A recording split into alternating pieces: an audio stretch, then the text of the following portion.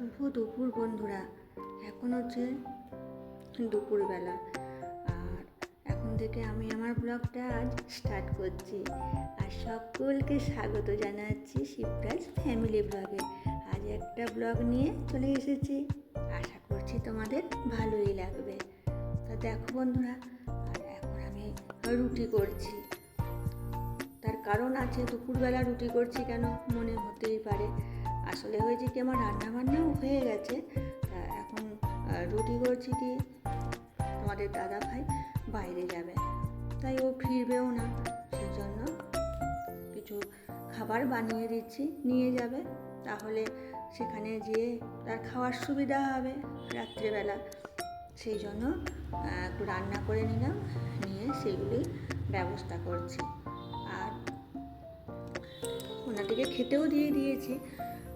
ভাত খাওয়া ওনাদের হয়ে গেছে, তাই বললাম তোমরা তৈরি হও, আর আমি তোমাদের টিফিনটা ব্যবস্থা করে দিই। তো সেই জন্য টিফিনটা ব্যবস্থা করে দিচ্ছি। দেখো, একটু আলু চচ্চড়ি করে দিলাম, কারণ যদি বেশি কিছু রসালো করে দিই সেও আবার পড়ে যাওয়ার ভয়, বলতে রসালো কিছু দিও না, তাহলে আর কি হবে। নাহলে একটু বেশ মাখা মাখা তরকারি করে দিলেও ভালোই হতো, তো সেটা ইচ্ছে নেই দেখলাম, তাই একটু আলু চচ্চড়ি করে দিয়েছি। আর এই যে রুটিগুলো এখন একটা টিফিন বক্সের মধ্যে দিয়ে দিচ্ছি গুছিয়ে। কাছে খাবার থাকলে মানুষের অনেকটাই সুবিধা হয়। বাইরে যদিও সব খাবারই কিনতে পাওয়া যায় এখন বর্তমান দিনে, অসুবিধে কিছু নেই, তবুও সঙ্গে থাকলেই ভালো আমার মনে হয়। আর বাড়ির খাবারটা যতটা খাওয়া যায় ততটাই শরীরটাও ভালো থাকবে, তাই করে দিলাম। আর এই যে এবার এই আলু চচ্চড়িটাও এবার দিয়ে দিচ্ছি একটা টিফিন বক্সের মধ্যে। এই আলু চচ্চড়িটা বেশ ভালো হয় গো, তাই এইভাবেই বানিয়ে দিয়েছি, একটু ঝাল ঝাল করে, বেশ নুন ঝাল রুটির সঙ্গে ভালো লাগবে। তা বলছিলাম যে রুটি কেন, একটু হলে পরোটা করে দিই। বলো না রুটি দাও, রুটিটাই ভালো। আর সঙ্গে কিছু মিষ্টি আছে, আর মিষ্টি দিয়ে দিচ্ছি, ব্যাস এই হচ্ছে টিফিনের ব্যবস্থা করে দিলাম। আর ওদিকে আমি আজকে ওদের সাথে খেতে বসিনি, আমাকে বলছিল যে তুমিও বসে পড়ো, আমরা একসাথেই খাই, কিন্তু বললাম না, এইগুলো তৈরি করতে হবে, সময় লাগবে, আগে ওনাকে গুছিয়ে দিই, তারপর আমি খেতে বসবো। কারণ রেডি হয়ে থাকলে ওনারও সুবিধা, আর আমারও মনের দিক দিয়ে সুবিধা যে সবটা রেডি হয়ে আছে। তা সব কিছু একদম গুছিয়ে একটু রেডি করে সব রেখে দিচ্ছি, দিয়ে তারপরে আমি খেতে বসবো। একদম রেডি হয়ে গেছে। আর এই যে জিনিস সব আমার জন্য একটু আলু চচ্চড়ি রেখে দিলাম, আর দুটো রুটিও রেখে দিলাম, আমারও হয়ে যাবে রাত্রে। ব্যাস থাক, চলো এরপর আমি এবার আমার ব্যবস্থাটা করি। আর এগুলো ব্যাগে ঢুকিয়ে দিলাম, ঢুকিয়ে দিয়ে এবার আমি আমার খাবারটা বেড়ে নেব। এই যে বসে পড়েছি, আজকে মাছের ঝোল হয়েছে, উচ্ছে আলু ভাতে আছে, আম আছে। তা আমি ভাতটা খেয়ে নিচ্ছি, আর একা একা না আমার একদম খেতেও ইচ্ছে করে না, কিন্তু কিছু করার নাই, যেদিন যেমন। তা এখন হচ্ছে পরের দিন সকালবেলা বন্ধুরা, তারপর আর ভিডিওটা কন্টিনিউ করতে পারিনি, তাই পরের দিন সকাল থেকে আবার শুরু করলাম। তো দেখো, এখন সকলকে গুড মর্নিং জানাচ্ছি। আর দেখো, সকালে উঠে টেবিলটা আগে সুন্দর করে গুছিয়ে নিয়েছি, নিয়ে তারপর এবার ব্রাশে মাজন দিয়ে নিলাম, দাঁত মাজছি। আর তারপর মুখ ধুয়ে এসে একটু আমার জল খাওয়া অভ্যাস, তাই জল খেয়ে নিচ্ছি। আর তার আগে তো আর একটু কাজ ছিল, জল ভরে নিয়েছি। আর আজকে আমি আছি একাই, তাই একা একা আমার দিনটা কেমন কাটছে সবটাই তোমাদের সাথে শেয়ার করব, আর কি করছি সারাদিন সেটাও শেয়ার করব। তো দেখো, জল খেয়ে তারপর চা করে নিলাম। একা থাকলেও চা তো খেতে হবে, তাই চা করে নিলাম। যদিও আমার একা একা খেতে একদম ইচ্ছে করে না, কিন্তু হলেও একটু না খেলেও চলবে না, তাই খেয়ে নিলাম। আর এদিকে এই যে তারপর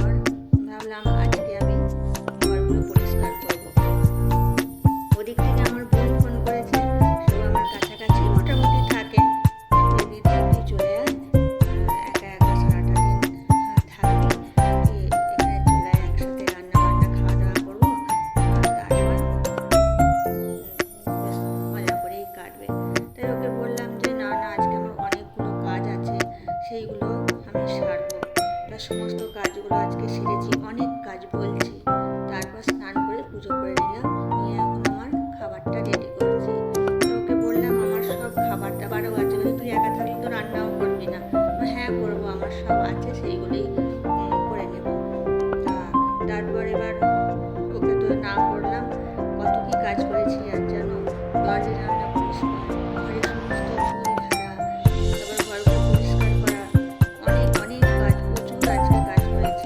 ঘরগুলো সব করে তারপর স্নান করে পুজো করে তারপর খেয়েছি।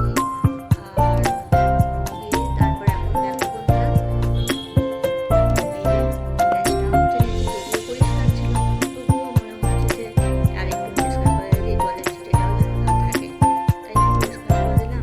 এদিকে এই যে বাসনপত্রগুলো ধোয়া আছে, আজকে অনেকটা বেলা হয়ে গেছে, এত কাজের চাপ ছিল, একা থাকলে তাড়াতাড়ি হচ্ছে এটা করি এইটা করি।